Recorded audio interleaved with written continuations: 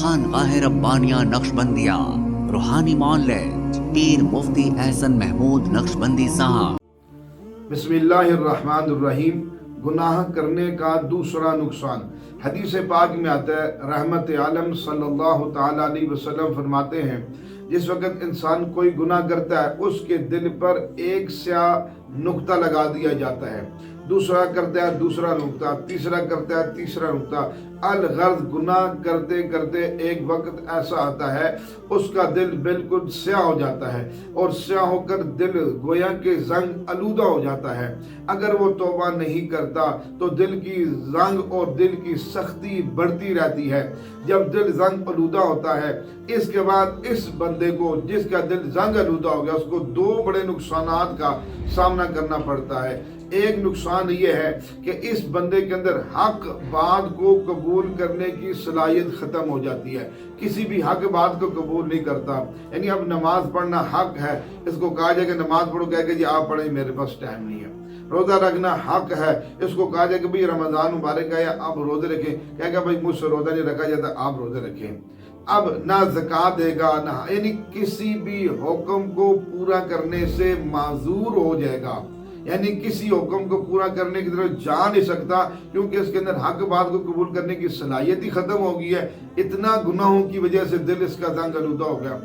دوسرا نقصان یہ ہوتا ہے کہ اس کے اندر یعنی جب دل زنگ آلودہ ہوتا ہے تو یعنی نیکی کو نیکی کہنا، یعنی اچھائی کو اچھائی کرنا، اس کا احساس بھی مٹ جاتا ہے۔ اب یہ کسی اچھی چیز کو اچھی چیز نہیں کہے گا، نیکی کو نیکی نہیں کہے گا۔ کیوں نہیں کہے گا؟ اس لیے اس کے اندر احساس مٹ گیا۔ اب نماز پڑھنا نیکی ہے، نیکی کا کام ہے، روزہ رکھنا نیکی کا کام ہے، حج کرنا نیکی کا کام ہے۔ اب اس کے اندر یہ صلاحیت مٹ چکی ہے، اب یہ کوئی نیکی یعنی نیکی کو نیکی نہیں کہہ رہا، سمجھ ہی نہیں رہا۔ یعنی ہوتا جب آدمی کسی چیز کے فضائل سن کے اس کی طرف قدم بڑھتے ہیں، اس کے قدم بڑھنا ختم۔ اب کہا جائے کہ فلانا کام کو اتنا جب ملے گا بھی کہے گا بس میں نہیں کر سکتا۔ وجہ کیا ہے کہ اس کے دل کی سختی، دل کا زنگ، اس کے اندر سے نیکی کی صلاحیت اس کے اندر ختم ہو گئی ہے۔ اب جہاں حق بات قبول کرنے کی صلاحیت ختم ہوگی وہاں نیکی کرنے کی بھی صلاحیت ختم ہوگی ہے۔ اب یہ کسی نیکی کی طرف آگے نہیں بڑھ سکتا۔ تو جب ایسی کیفیت ہو گئی کہ دل کی سختی اور دل کا زنگ یہاں تک پہنچ گیا کہ یہ حق بات کو حق کہنے سے محروم ہو گیا، نیکی کی صلاحیت ختم ہوگی، اب یہ کتنا بڑا نقصان ہو گیا۔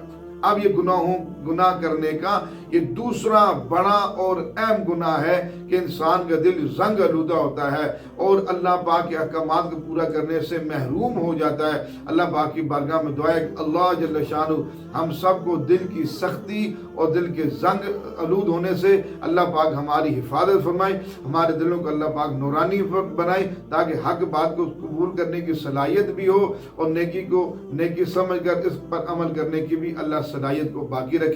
وآخر دعوانا ان الحمدللہ رب العالمین۔ ہمارے ہاں جادو، جنات، بندش اور نظر بد کا شافی علاج قرآن و سنت کی روشنی